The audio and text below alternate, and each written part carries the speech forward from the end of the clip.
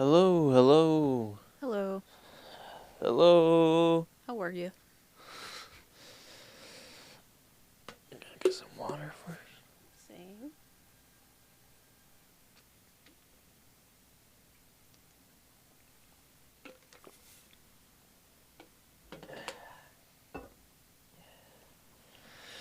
Gotta get it up on my phone. Mm-hmm.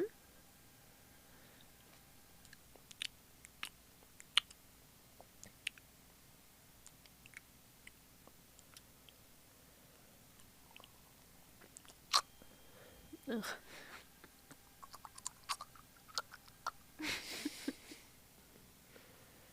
What are we doing? Poor things? Poor things. Okay. Mm-hmm.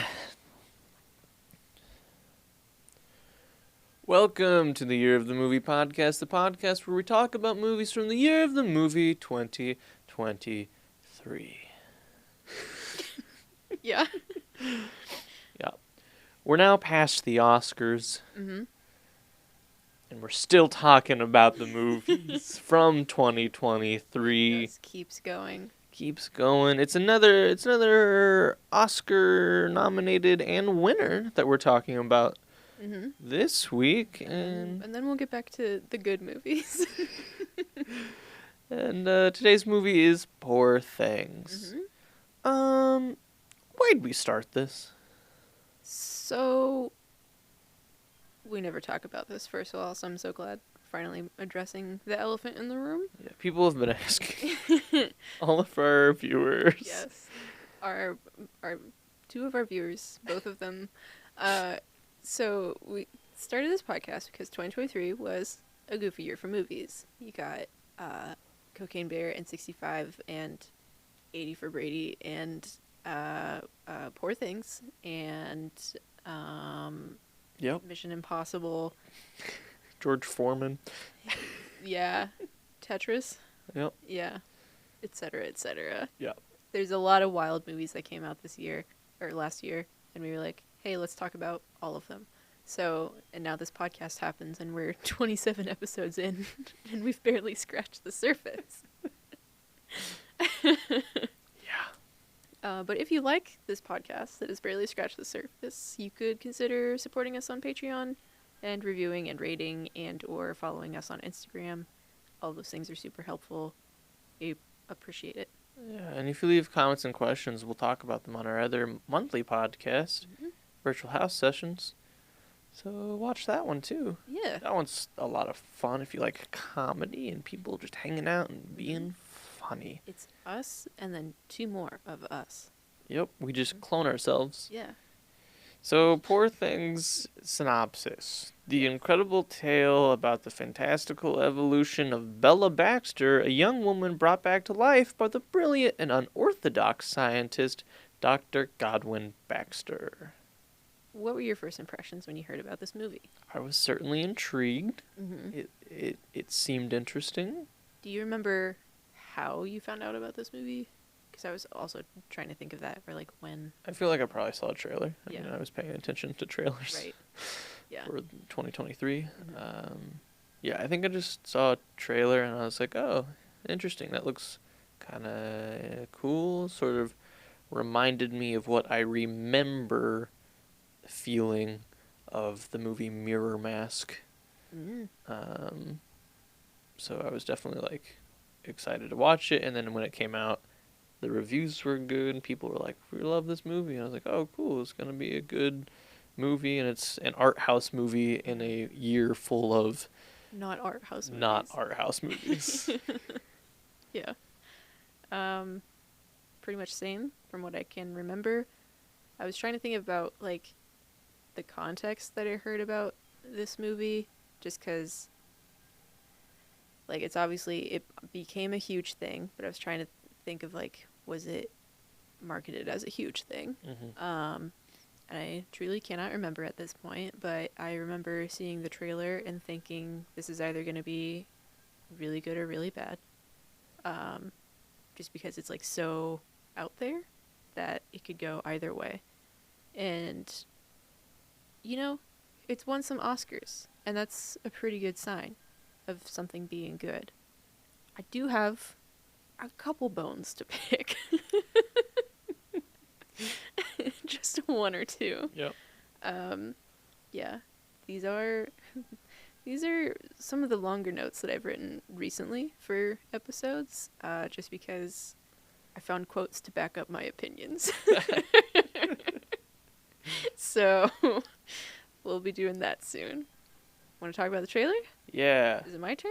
it is. Great. I don't know if it is, but I'm saying it is. I think it is. I think you did holdovers. Cool. Great. So, the trailer. We're not doing like a shot for shot thing. We're just doing like the general vibes and the setup. Sometimes trailers are different than Mhm. what the actual movie is, and we Yes. like to discuss that. Yeah. This one isn't. So, Max McCandles walks into a fancy looking house led by Godwin. Godwin introduces Max to Bella. Max goes to shake her hand, and she smacks him in the face. Bella walks in stiff and jerky movements, and a duck with 4 legs follows her. Godwin explains Bella is an experiment, saying her brain and her body aren't quite synchronized, but she's progressing fast. We see Bella dancing and throwing food. Max asks where she came from, and Godwin says, I shall. He asks Godwin to tell him where she came from, and he says, I shall, for it is a happy tale. And we see much more put together Bella close her eyes and fall off a platform, cut with Godwin using a machine with electricity. There's lots of very bright visuals and not quite real looking cities. As Bella says, I am Bella Baxter, and there is a world to enjoy, circumnavigate. It is the goal of all to progress and grow. And there's several quick artsy shots of Bella eating and sightseeing and having sex. Another woman says, a woman on her course to freedom, how delightful. And we see Bella kick someone at a party before pushing a man, Duncan, against a wall and kissing him. There are shots of all the lead actors and their characters in the film while dramatic music swells. A large boat on water, Bella looking upset with blood on her mouth, Duncan screaming Bella's name, and Bella slapping Duncan. As the music cuts out, he pauses for a long time before saying, ow, and the Poor Things title card comes up. This is a pretty short trailer. Most of the ones that I've found that are like official trailer from whatever production company are like 2-ish or 2.5 minutes, and this is only a minute and a half. Well, I feel like it goes, and it's the joke that Jimmy Kimmel made at the Oscars when they showed a clip of it, and he was like, "That is all we can show on television." Those are all of the parts that we can show. That is a big focus of it.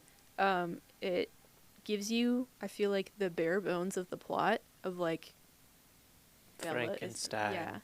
Bella is a Frankenstein, and then it really just focuses on the visuals for the rest of the trailer. Yeah. The music ranges from like really twinkly light piano / harp, but then slightly off like dissonant chords and stuff, and then it crescendos into a full orchestra as like there's more color and stuff. And then it changes from black and white to very colorful as Bella's view of the world changes.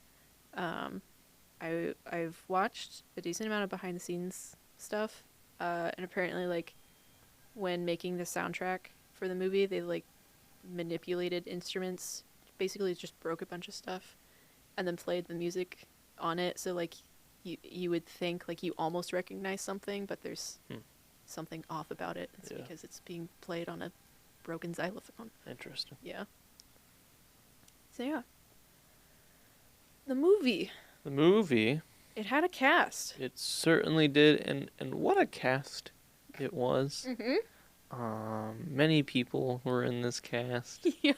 I'm not stalling at the time, at the current time of filming. I'm not stalling so that I can send a message.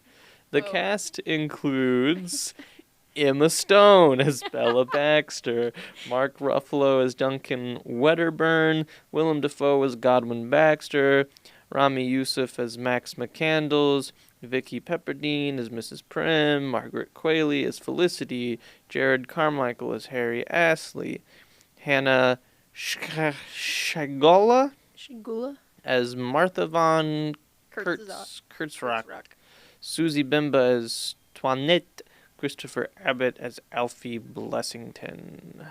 These are the most fancy frilly names. So Emma Stone, obviously the lead. Mark Ruffalo is a lawyer, and Willem Dafoe is the Dr. Frankenstein, Mhm. Godwin Baxter. She also calls him God Yeah. through the whole movie because she Which like isn't on the nose. yeah, because at first it's basically like she just like can't pronounce Godwin. Yeah. So she just calls him God, but then she sticks with that Yeah. for the rest of the movie. Remy Youssef is Max McCandles is the student. Mrs. Prim is just kind of more in the background for the most part. Yeah. She's like a helper, nurse, maid situation. Yeah. I included a plot overview because I feel like if you saw the trailer or if you've heard about this movie and you haven't watched it, then you probably have a very small yes. You don't know what it's about. I don't know. Small frame of Small reference. frame of reference. Thank you. A small island. You probably have a small island. A small brain. I'm just gonna start alienating the people that listen to this. So, a general plot overview. Mm-hmm. So, Godwin, he's a brilliant scientist, but he isn't respected by his students because of his appearance. He's got facial scars. He's got a lot of body modifications that were not always things that he wanted. Yeah. His dad, you find out through the movie that his dad experimented on him for science. For science. Yeah, and now he's got a lot of side effects from that. So there's one student, Max McCandles, who respects Godwin and is also smart enough to get his attention. He becomes Godwin's assistant on a project, and the project is observing Bella Baxter's progress, but it's not explained why. So Bella learns more. She gets closer to Max. Godwin asks if Max wants to marry Bella. He says yes. Around this time, you learn about Bella's brain and her origin story. Mm-hmm. So, Godwin found Bella. Yeah. Godwin found... I guess we should say, if it wasn't obvious, spoilers. For sure. Spoilers all the way down. So, the artist formerly known as Bella, this woman jumps off a bridge. She was pregnant at the time. Godwin finds her, like, immediately, where she was dead, but he says, like, her body was still warm. He was like, and then he phrases it as, so I did the obvious thing. I removed the baby's brain, and I put it in the woman's head. And then, so Bella has the brain of a baby, the body of a woman. Yep. And is developing. Yep. So her brain is catching up to her body's age. Mm-hmm. This is when Max is like, yes, I do love her. And I would like to marry her. Yeah. We're going to skip and come back to that. Yeah. So Godwin finds a lawyer, Duncan, to make a marriage contract. And Duncan is intrigued by the unique terms of the contract, which basically, like, imprisons Bella. It's a thing that they say is for her own safety of, like, she, because she needs constant supervision, so she's not allowed outside and all this other stuff. So Duncan wants to see who would cause someone to make those terms. He finds Bella, and I wrote he hits on her immediately. He touches her. Yeah. She's cool with it, but But we're going to skip and come back to that. So Duncan offers to run away with Bella. And she eventually agrees because she wants to see the world and explore what's out there. And then Godwin reluctantly agrees to let her go. Max is upset about it. He doesn't want to let her leave. She chloroforms him and then leaves. So Bella and Duncan go to various cities across the world. Their dynamic slowly changes from Duncan showing her everything and, like, forming Bella's opinions or teaching her about the world to Bella thinking and discovering for herself and making her own friends. Duncan doesn't like this and starts to try and control her more. Like, they were just, I don't know what form of transportation they had, but they were just, traveling. And then he puts her on a cruise so that she is in a confined space and he can keep an eye on her more. Things happen. So Bella sees the good and the bad in the world and makes friends for herself. Eventually, she kind of breaks Duncan because he can't control her. Meanwhile, Godwin and Max miss Bella, and they decide to create another girl, Felicity, played by Margaret Qualley. But she's not the same. It's not the same as Bella. She's kind of slow. Yeah, because they put a baby brain into a woman. So Bella becomes a sex worker in Paris because she needs money. She and Duncan ran out of money, or Duncan won a bunch, and then Bella saw people suffering and decided to give all the money away. And then they get stranded in Paris. So she becomes a sex worker, and then Duncan shames her for it. But then the brothel owner also phrases things to Bella as, like, what a way to learn about the world. Like, what better way could you learn about what it is to be a human than by doing this? We're going to skip and come back to that. Godwin is dying. They eventually get in contact with Bella and they tell her to come home to see him. She does. She decides to go through with marrying Max. She still considers him her fiancé this entire time. And then the wedding is crashed by Duncan, who finds the artist formerly known as Bella's husband, Alfie. She was married before she jumped off the bridge.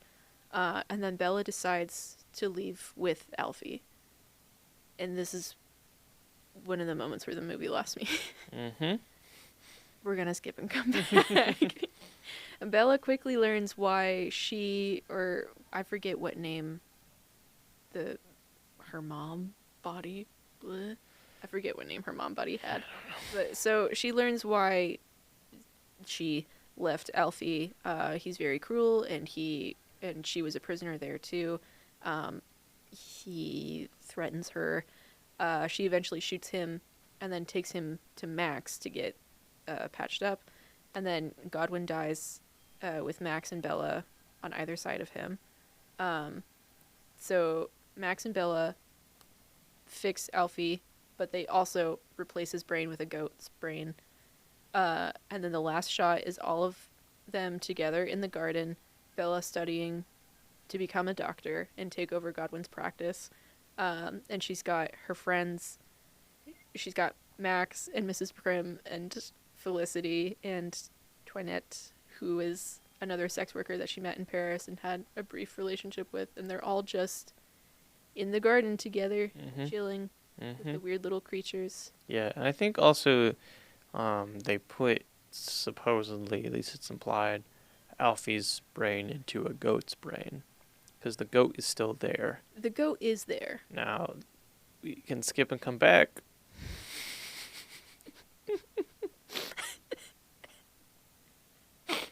Yeah. I'd like to start with a small problem. I don't think we're skipping. I think we're just coming back now. A human brain could not fit into a goat's skull. That's your problem with this situation?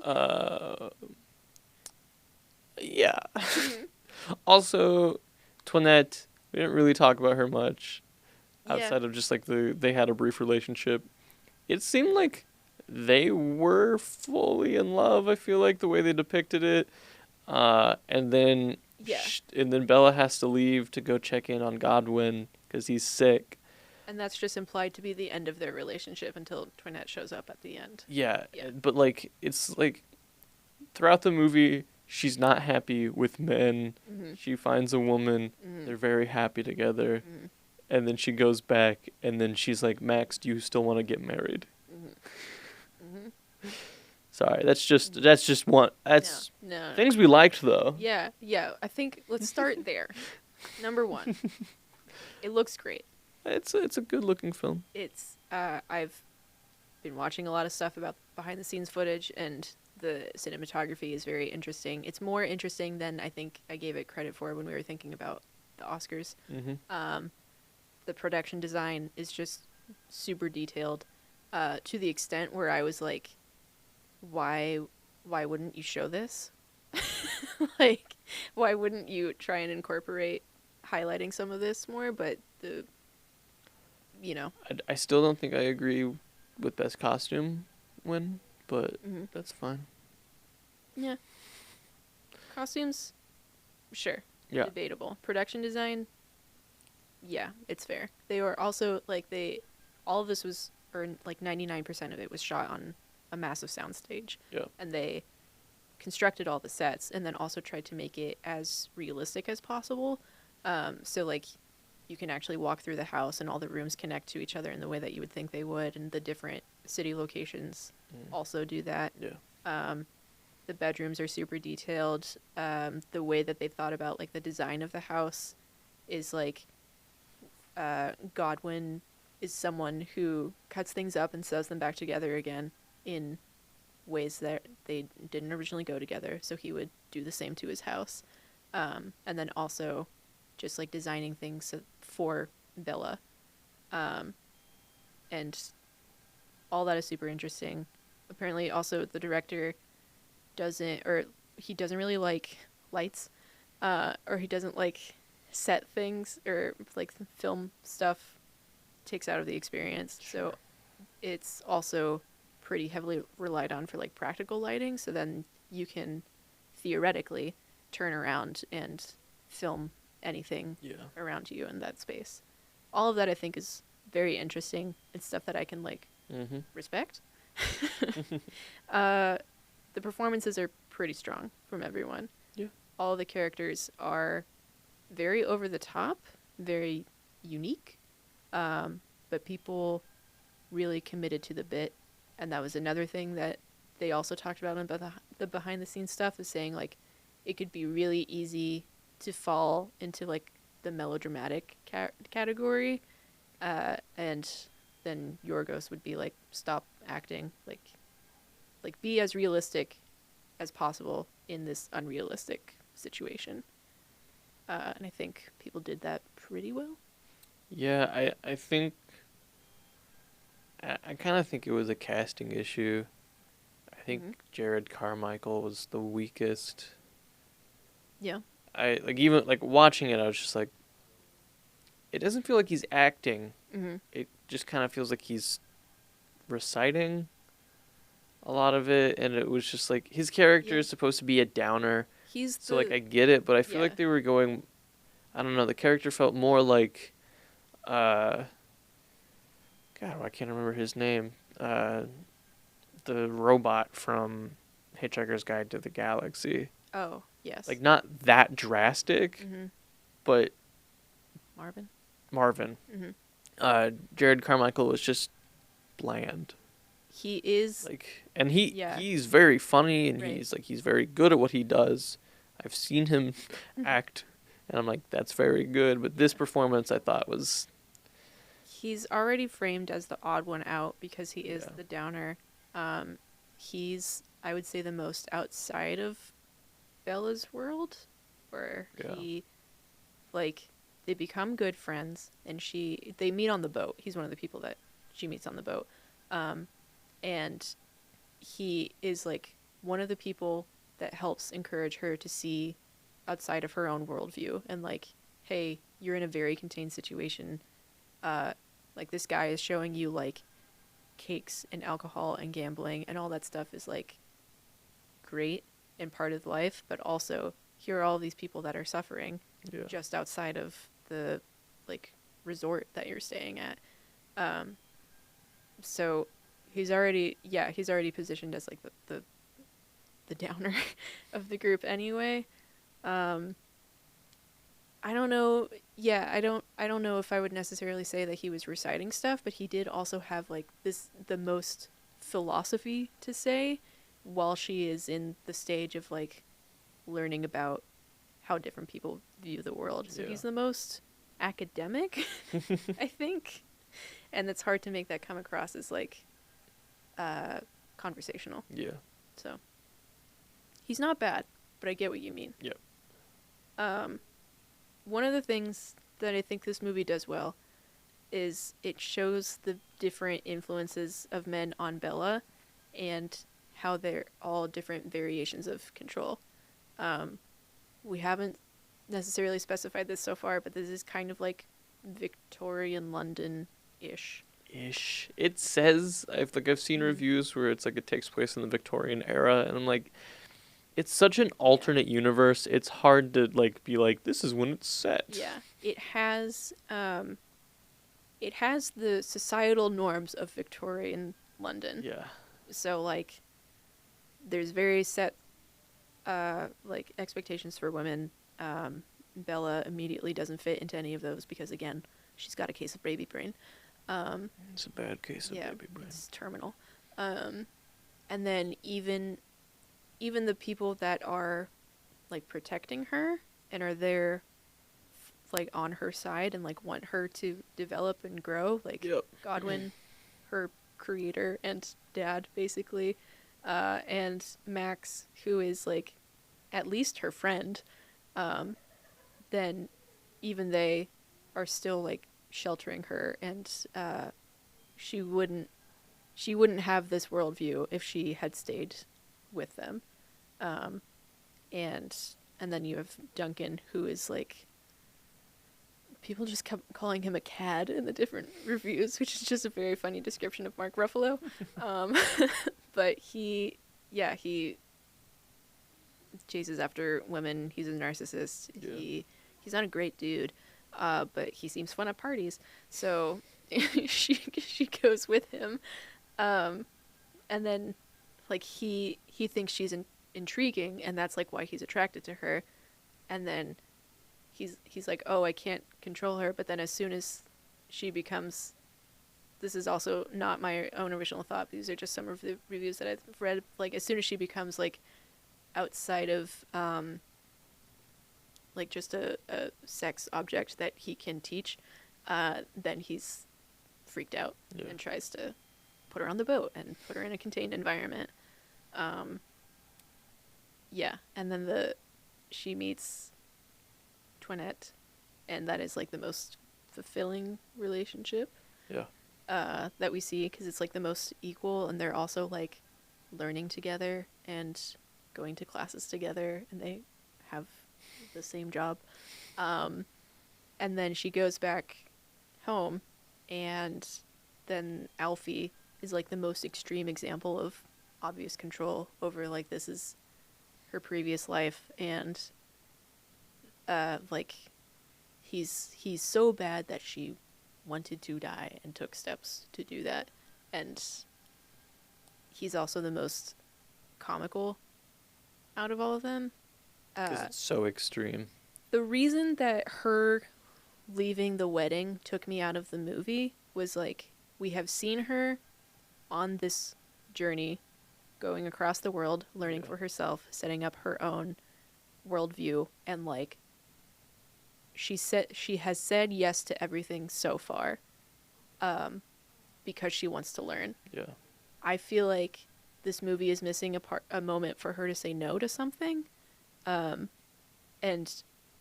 saying no to the obvious red flags of Alfie would have been a pretty clear, like, I actually don't need to have this experience. Like, she wanted to learn more about who she was. Yeah. I do feel like at this point in the movie, they've set up that she wouldn't care. They've set up that it doesn't matter. There's one moment when she's traveling with Duncan where they're in a hotel and someone comes up to her and is like, "Oh my God, Rebecca, I haven't seen you in years," or something like that. And then she's like, "I don't know who you're talking about.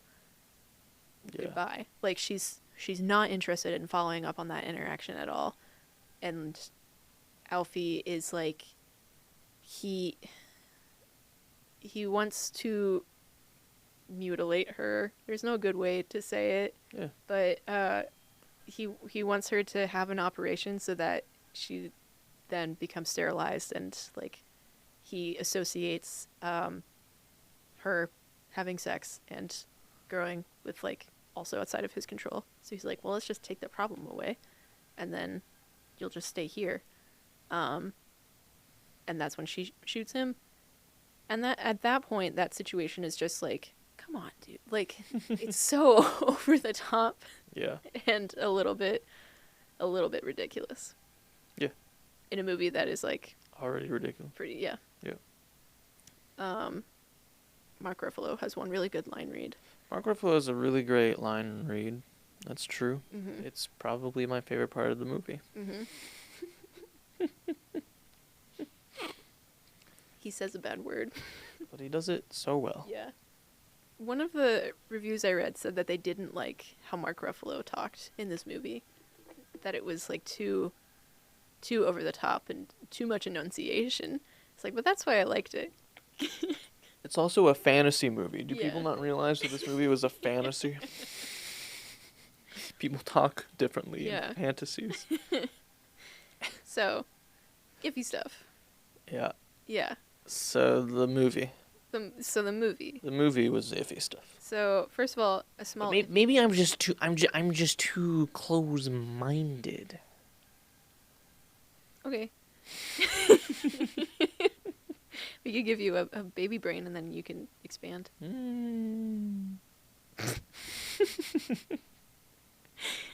So, a small iffy thing. I didn't like a couple moments of the editing. Specifically, they break up Bella's journey by city, and they included title cards as transitions between those, and it felt really... They weren't necessary. They weren't necessary. I don't really know how I feel in general about something being like chapter 1, blah blah blah, except for like Moonlight, when it's a very obvious like It transition in between the different stages. I mean, I think if it's done well, I mean, Hunt for the Wilder People is one Yeah. of my favorite movies, and they have chapters. Mhm. But it's done in a way that doesn't take you out. It's like a scene happens, and then there's a small title card that's like chapter 2. Yeah. The woods or like whatever. Right. This But was like a full screen title card with Yeah. like wild, fantastic animations, which again looked great, but Yeah. it's like Bella riding a fish in space or something like that, and that's just felt a little unnecessary. Yeah. The ending I feel like drags a bit too, of just like Oh yeah. ev- Oh yeah. This movie's pacing terrible. Yeah. I can enjoy a slow movie. I Mhm. can enjoy a movie that is long. Yeah. This movie is long, and like multiple times I was like, okay, I think we're coming up on the end. And this is a problem that I also had with The Batman, where it's a long movie, but Mhm. its pacing isn't done well. Yeah. And we'll do an episode about it. But we've also at this point watched Oppenheimer, which Yeah. is a long movie. That movie was like I think it helps that movie was like told in like a non A to B linear Mhm. plot, but I wasn't like halfway through that movie like, okay, let's finish this up. Yeah. But this movie I was like, all right. Yeah. Yeah. And I think that a big reason for that is just how much of the sex stuff Mhm. happened, Yeah. where it was just like I get it. Yeah. I get the point you're Yeah. making. Yes. Yeah. My next 2 bullet points are the brain stuff and the sex stuff. Yep. It's the same stuff, but 2 different sides. So the brain stuff, why is Bella considered so irresistible? And I know the answer to this question, and it's the born sexy yesterday trope. Yeah. And that's the thing where like someone, usually a woman, is like new to a planet or Earth or whatever existence, and is like, or is an android and just woke up, Yeah. and is also incredibly hot. Yeah. And then you, the protagonist, whoever, again usually a man, then is like, oh, I get to teach her, I get to show her the world through my eyes. It's men like control. Yes. That's yeah. Yeah. So I know that's why, but like besides that, especially at the beginning with like, I get that Max is like a unique dude. He's got a science mind. They've spent a long time together at this point. Timeline is unclear, and I think it's intentionally unclear. But they've built up some sort of relationship and he can appreciate her for who she is. And that's cool. But then also being like, that's my way. Yeah. Is a little bit meh. Yeah. Yeah. The sex stuff. The sex stuff. So, there's a really good review that I found from Vulture called "Is Poor Things the Best We Can Do for Female Sexuality on Screen" by Angelica Jade Bastian. It's got some really great lines, but this was one of my favorites. It says, "The primary failure of Poor Things' sex scenes is rooted in the decision to make Stone's character mentally a child, blasted clean off of history. I want to see what a grown woman thinks and feels about sex. Show a woman with a body and brain above the age of 40 getting gloriously railed. Lanthimos did capture the prickly complications of fucking and fighting at a certain age in The Favorite, but with Poor Things, he's regressed. This isn't a sincere treatise on female sexuality. It's a dark comedy for people who carry around an NPR tote bag." Well, now I have to make this an explicit episode. So sorry. You could have said effing. I could have. I didn't think about it. But, yeah, this is... Yes. I get... Hmm? So, like, she's got baby brain, Mm-hmm. and then she meets Duncan, Mm-hmm. and then they immediately start having sex. And this is a thing that we talked about, like, Mm-hmm. right after we saw the movie, Mm-hmm. was like, I get it, why, like, she's learning about the world, why, like, physicality and, like, learning about your body would be the first thing that you would learn. Yeah. It's a lot. Yeah. So my biggest problem is honestly how other people are seeing this movie, Mm-hmm. because there have been people online who are like, yeah, this kind of felt a little icky to me, like it felt off, and other people were like, yeah, she wasn't mentally still a child when she started doing stuff. I'm like, but she was. That's why I think the timeline is intentionally She unclear. was. Yeah. Because she still couldn't speak normally. Yeah. She didn't speak like a teenager who, like, teenagers mostly speak normally. Yeah. And then every once in a while, like, what's this word? Yeah. She was still talking in the third person. Right. Like... her sentence structure changes a lot over time and like gets a lot more complicated. And when she's with Duncan, she's still like she's also learning about philosophy, but she says like she's trying to explain like Harry and what's her face, like her two friends are having a debate, and she doesn't know the word debate. Yeah. She says like they are shouting and it's making thoughts bounce around in Bella's brain and body. Yeah. And that is like well into the time that she's with Duncan. Yeah. So like she's developed even more than That's from like- the very first time Yeah. that they have sex. Which is immediately. Yeah. It's like I'm pretty sure you see like Max at a table with God, and he's like, I miss Bella or something. I wonder what she's up to now. And then it hard cut to them having sex. Yeah. Yeah. Yeah. So Emma Stone's take on just Bella in general, that she said in a Vogue interview, she said, "It's such a fairy tale and a metaphor. Clearly this can't actually happen, but the idea that you can start anew as a woman, as this body that's already formed, and see everything for the first time and try to understand the nature of sexuality or power or money or choice, the ability to make choices and live by your own rules and not society's, I thought that was a really fascinating world to go into. Yorgos is European, so he has a little bit more freedom about these things, but I'm from Arizona, and I had my own version of growing up as a girl in American society. Watching Bella mark that journey of going from such a self-focused kind of pleasure-seeking, whether it was, eating way too many tarts in Lisbon or wanting to experience pleasure in all these different capacities that she learns about while being possessed by men, to wanting to become a doctor and help people in a different way. These lessons that we go through in our lives over a long period of time are happening very quickly for her, and it was such a great opportunity to live an entire life that wasn't marked at all by shame or trauma. Even though Bella has obviously been through trauma in her life, it just isn't there for her now. She was the most joyous character in the world to play because she has no shame about anything. She's new, I've never had to build a character before that didn't have things that had to happen to them or had been put on them by society throughout their lives. It was an extremely freeing experience to be her." I have a problem with this. I do too. What's your problem? A character that has no shame wouldn't become a good person. A character who, at the beginning of the film, you see grab a surgical knife and then start stabbing cadavers Mm-hmm. would not later on be like, I want to be a doctor to help people. My issue with it is, oh God, what's my issue with it? There was a specific quote that, oh no, I guess I don't have an issue with it. All right. Oh, my issue with it is, she talks about how freeing it is to be Bella.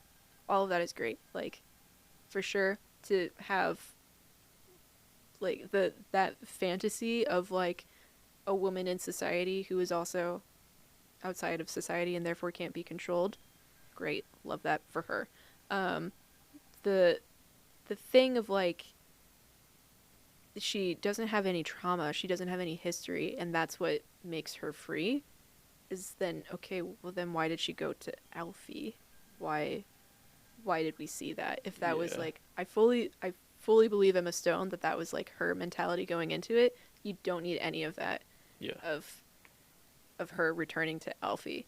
And there are little bits like that make me think, like, if this was directed by not a man, then I think this would be different movie. And that's another problem with this movie. Yes, I think that her relationship with Toinette would be very different. I think that the control by men in this movie was, like, again, it does it pretty effectively already, but I think it would have been even more effective, and maybe she wouldn't have ended up with Max at the end, even if they aren't technically married at the end. Yeah. They're still framed together. Or at least open, since Toinette is also there. Yeah. Yeah. No, this is... I think she would have had a different opinion on being a sex worker, too, if it was directed by a woman. Yeah. Yeah. I think this is, like, a nice, like, as an actor, being able to play someone the way Emma Stone describes his character is probably interesting. It's probably a very unique experience. Yes. The way the character was written, it doesn't translate. Yeah. Because, like, the shame aspect, trauma, like, that all leads into how people are. Like, people without trauma or, like, without shame are psychopaths. I think this is this is a mean thing to say, but it's a joke that we make a lot of, like, I'll let them get bullied, they'll be funny later. Yeah. Like, a little bit of bullying should happen. But, like, builds character. Yeah, there are stuff happens to you, and then it changes who you are as a person. Yeah. And then, like, that is your life experience, and, like, that's her whole point of the character is stuff happens to her. She wants experience, and that's how she grows. So it both does and doesn't do that, of, like, by showing who she was before she died, and then I also am of the opinion that Bella is not a good person, even at the end of the film. So that was another thing that I read, was talking about specifically about the ending, was, like, Bella's final lesson about what it means to be a person is also cruelty. Yeah. By putting Alfie's brain. Yes. Or, like, by swapping his brain. Because so she shoots him in a way that they could have fixed. Right. Like, it was the foot, or he was just bleeding out. He was just bleeding. They could have easily patched it up. Yeah. And she brought him back to, like, her house and was like, Max, I need you to help me. I couldn't just leave him. She says, I couldn't just leave him. Yeah. Because she's like, I can't just kill. Yeah. And then she takes his brain and puts it in a goat, and takes the goat brain and puts it in his body, killing him. Yeah. No one will ever convince me that she didn't still kill him. I mean, she did, because that's the whole point they're making about Bella, is that she is a completely different person from her mom body. And, like, mom body died. Yeah. Mom body wanted to die. And Bella is now here. All of, like, it's the thing of, like, saying and not doing, which is just a problem not only in script writing, just with people existing. Yeah. Of, she says that she wants to be a doctor to help people, and then she's continuing the terrible things that Godwin did. That's the other thing is like we never see Godwin help people. Yeah. All of his knowledge and everything is pretty like he's in an academic setting. It's pretty theoretical. All of the stuff that he does is like he obviously came from a traumatic background that has formed who he is. Mm-hmm. Bella came from a traumatic origin. Like when he says it's a happy tale, it's like no, it started with a suicide, and then like yeah, she's that was the part where I was like, I guess this is also like she's a product of Godwin too, because like that's what her dad would have done is replace the brain. So that's like it feels almost regressive for her to come back and do the only move we see her do as like having full agency is kill a man. Yep. I was talking to someone about this movie, and they were like, she didn't kill him. He's just living in a goat now. He's just living in a goat. He's dead. Yeah. He's dead. Like, yeah. let's say just on the whole, just human brain in the size of a goat skull. Yeah. Let's say you take out bits of the human brain so it can still fit in there but still function. Dead. Mm-hmm. Let's say you don't have to do any of that and you get a full brain. You get an extra large skull. Into a goat skull. Still dead. Because you're removed from your body. And you can't do anything as a goat. Yeah. You can't talk. Mm-hmm. You can't communicate. Like. Yeah. Yeah, they kept showing him, like, eating grass. And I was just like, how does his... I was thinking too hard about it. And I was like, how does his digestive system work now? Humans can't eat grass. Yeah. Yeah. Yeah. Yeah. Yeah. No, it's a fantasy. It is. It's a fantasy that was trying to make statements about the real world and how they work. And I don't think it did that well. There's a couple... Sorry, Discord just decided to update right now. There's a couple reasons I feel like it didn't necessarily do that quite well. And one of them is the production timeline. This is based off of a novel that was published in 1992, and written by a man. It seems like an interesting book. I might read it, but the book and the movie just wildly different. Visuals. The novel is apparently actually in Victorian London.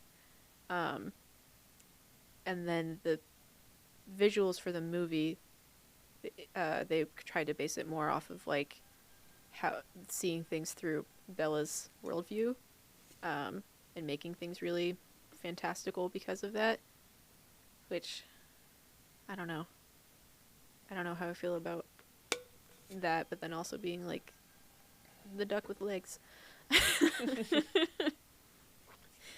Anyway. Yeah. There's some stuff that this movie does almost effectively, and then like it feels effective because it looks so interesting. Yeah. Yeah. Where like I kept watching and reading stuff about this, and I was like, I'm kind of interested in seeing this movie again. And now after talking about it, I'm like, I would still watch it again, but not right now. Yeah, so that was something that we talked about after we watched it. Of would we see this again? Would we see it again? And it's one of those things where, like, everyone's talking about this movie. They're like, "This is a great movie, Oscar contender. It's gonna do great." And then you watch it, and you're like, "I don't like it." Yeah. So then it's like did I just not get it? Yeah. Is it me? Is it me? And so it left me feeling like I needed to watch it again to understand it. And that does not make a good film, in my opinion. Like, a good film, I think you should be able to get. Mm-hmm. You should understand the basis of it. But then it should also have stuff, like, when you rewatch it. That you're like, oh, I didn't notice that before. That adds to it. Right. It shouldn't be okay, now I think okay. Yeah. Like, especially a movie that's this long and has the pacing that it does. It's just like, I don't want to watch this movie again. Mm-hmm. I don't think I will watch this movie again. Yeah. Unless someone is like, no, you for sure misunderstood this movie. You gotta watch it again. Yeah. Then I'm just gonna watch things that I enjoy. Is there anything else about the movie before we get to production facts? The movie Big, Ooh. starring Tom Hanks, Mm-hmm. has not aged well.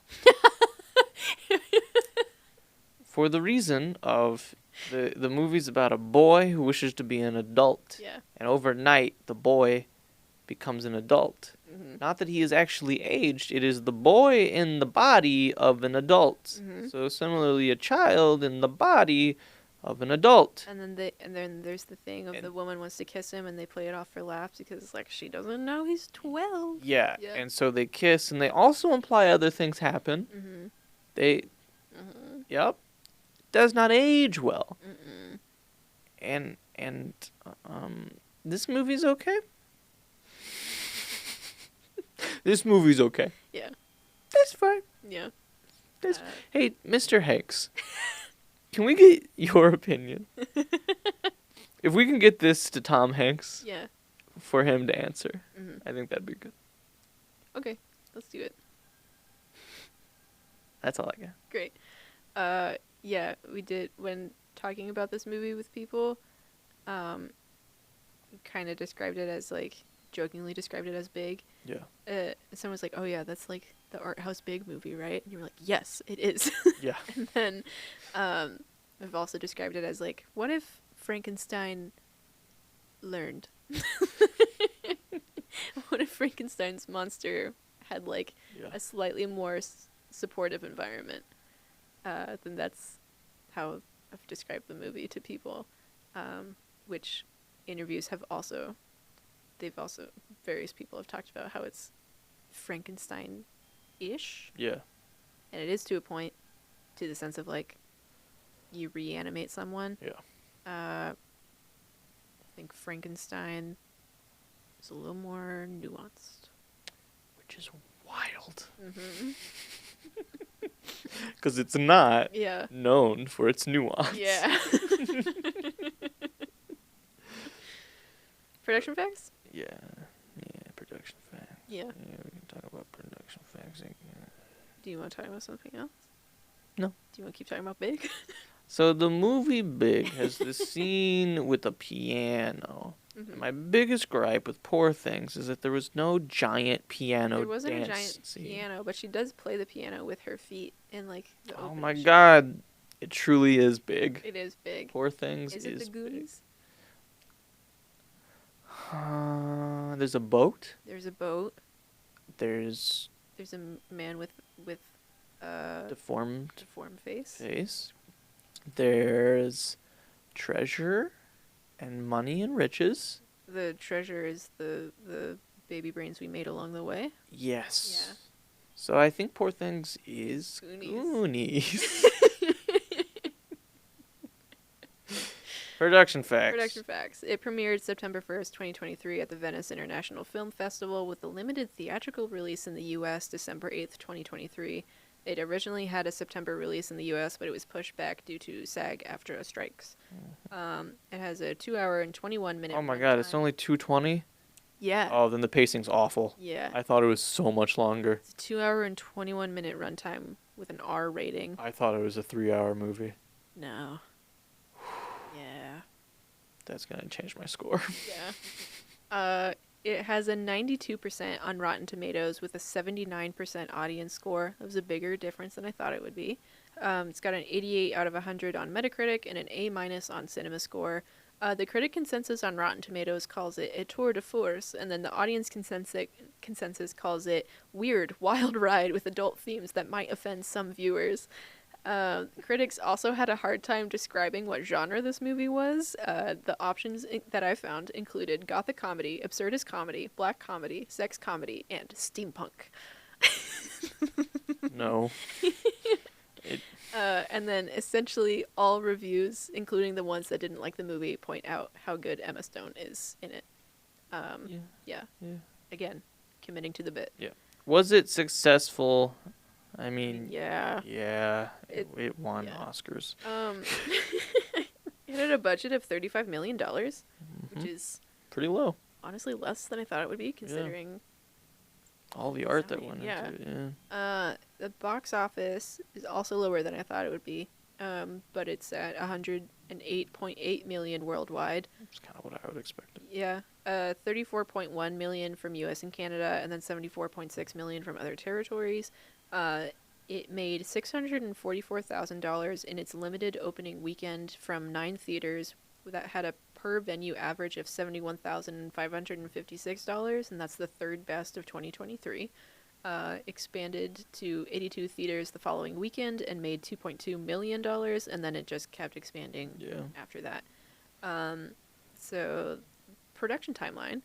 In 1992, Poor Things, the novel by Alistair Gray, is published.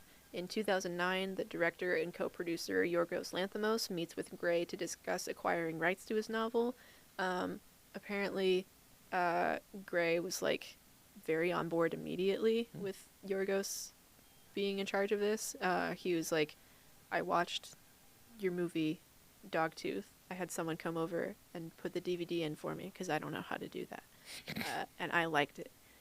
So here are all the locations around Glasgow that I included as inspiration to the novel. And he seemed very on board, and everyone, has since died. But everyone who was close to him is like, he would have liked this. So that's always nice in an That is adaptation. nice for him. Yeah. In 2018, Lanthimos films The Favorite, and then he discusses Poor Things with Emma Stone at that time. It's a long jump in between stuff, but basically how Yorgos has described it is like he had some success, but he didn't have success with making an English language movie, and that was the main barrier to getting funding for the thing that he wanted to do the way that he wanted to do it. And then 2021, Poor Things is announced. May 2021, the majority of the cast is officially attached to the project, the rest joining later in the year. August to December of 2021, they have principal photography in Budapest, Hungary, and then post-production took about a year, and then it came out. It's won some awards. It sure did. Just one or two. It's named one of the top 10 films of 2023 by the National Board of Review and the American Film Institute. Have they seen Strays? It won the Golden Lion at the Venice International Film Festival. It was nominated for 7 Golden Globes, and it won 2 for Best Actress, Musical or Comedy for Emma Stone, and then Best Motion Picture for Musical or Comedy. It was nominated for 11 Oscars, and it won 4 for Makeup and Hairstyling, Production Design, Costume Design, Actress in a Leading Role. The nominee categories also included Editing, Cinematography, Adapted Screenplay, Best Picture, Best Directing, and Supporting Actor for Mark Ruffalo.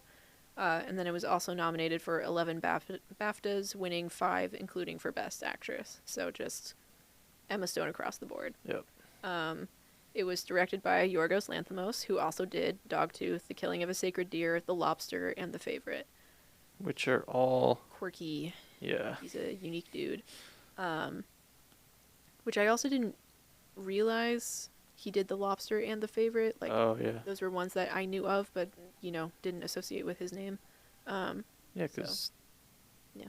The Lobster is like a weird Yeah. film. Yeah. Lanthimos and Willem Dafoe attended mortician school as preparation for the film. Okay. Sure. I'm gonna say not necessary, but cool. Willem Dafoe spent 6 hours in hair and makeup every day, 4 hours to get everything applied to his face, and then 2 at the end of the day to get things off. Oof. And then the cinematographer, Robbie Ryan, said that Francis Ford Coppola's film Bram Stoker's Dracula was the biggest influence on Poor Things, and the film they all kept referencing the most. All right. Which I thought was interesting. Yeah. I know I've seen scenes of that movie. I don't think I've seen the full thing. But from like my corner of the internet, the opinions that it has on that movie is like, looks cool, bad movie. Yeah. So neat. R rating? Yeah, our rating system's out of 4 with 5 options. 0 is no. Oh no. 1 out of 4 was a movie. 2 is well made. 3 is enjoyable and kind of technically good. 4 is Oscar worthy. Mm-hmm. Now, it won Oscars. Yeah. We know that. And it definitely was Oscar worthy for the art. Yes. I agree with that. Mm-hmm. But it's not a 4 out of 4 in my book. Mm-hmm. And I am changing mine. Yeah. I'm You're dropping? I'm dropping it to a 2. Okay. Because it was a really well made movie. Mm-hmm. But there are a lot of problems with it that Yes. I don't. I'm gonna stick with 3 Sure. because of, like, I feel like I can't not pay attention to the effort that was put into something like this. That's fair. And I think, like, all of the design elements and the performances and everything coming together, it does all work together really well. Yeah, I think it's a really well made movie. Yeah. Did not like it. The thing, it just, I get it if you're trying to make, it feels like I didn't like it as, like, feels like a cop out, like, for giving it a low score, but, like, I didn't like it because I feel like it didn't take enough of a stance of, like, this is a movie that's supposed to make you feel uncomfortable because it's saying something. It's like, no, it just made me feel uncomfortable because you didn't acknowledge the implications of the stuff that is going on here. Yeah.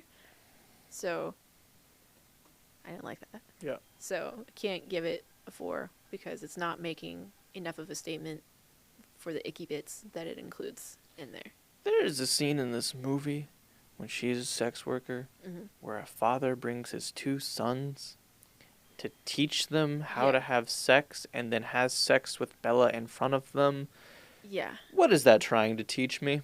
Please, genuinely someone tell me. Yeah. Please. I think it's just at the point of, like, hey, here's all of humanity at, like, their wildest point. And as much as I feel like we've talked about this movie a lot, there are still a lot of details where it's like, you could check it out for yourself for 2 hours. I'm fascinated to see what made the cutting room floor. Yeah. Anything? That's a good question, because it feels like, from how everyone has described Yorgos, is like he has a very specific vision. Yeah. And yeah, I can't imagine editing for that man. Godspeed to whoever that was, whose IMDb I do not have time to pull up right now. Yeah. Well, that's Poor Things. That's Poor Things. We like to talk about other things that we've been watching. Mm-hmm. We actually watched some movies this time. We did. And which one do we want to talk about? let's do Werewolves Within. Yeah. We watched Werewolves Within, which is a movie that I like. I like Werewolves Within. Yeah, I like that movie. I've been wanting to watch it. Mm-hmm. It's based off the game Werewolves Within, which is based off the game Werewolf. Mm-hmm. It's got Sam Richardson and AT&T Girl. Yeah. And a bunch of different people. And it was directed by Josh Rubin. Yes. Who we like a lot. We like a because lot. we watch a lot of stuff from Dropout, and he's all over there. Yeah. Yeah. Milana Weintraub. Yeah. And Harvey Guillen. Sure. Yeah. Do the double L? I'm not sure. I don't know, but he's in What We Do in the Shadow. Yeah, Cheyenne Jackson is probably the other big name. Yeah. Yeah, it was really fun. It's horror comedy, and it's a fun movie. Fun horror comedy. I can get behind horror comedy if the comedy is obvious. Yeah. There's a part because Sam Richardson plays like a park ranger. A park ranger. Mm-hmm. There's a part where he's investigating something and he sees something and he goes, Heavens to Betsy. Yeah. And then he goes somewhere else and then he looks at it and he goes, Heavens to Betsy, and he just says it twice. And I really like the delivery on the second one because he goes, Heavens to Betsy. Because like his character is just supposed to be like a really stand-up dude, and he's just like really good He's at like, like, hi, hero- how are you? Yeah. He doesn't want to swear. He swears once the werewolf is revealed, and then he's like, sorry, that was effed up, and he censors himself to the werewolf. Yeah, that one is a fun movie. Mhm. I'd give that one a 3. Yeah. I would rate that movie higher than Poor Things. If only Werewolves Within 2021 came out in 2023, then we could talk about it and give it an official rating. Yeah. But yeah, I agree. Yeah. It's a good one. Yeah, so I think that pretty much brings us to the end of the episode. Mhm. Leave comments, leave questions. We'll answer them. Yeah. Yeah. We appreciate it. Let us know what you think about Poor Things. Yeah. Was it us? Was it us? I don't think so. But for now, we'll see you next week. Goodbye.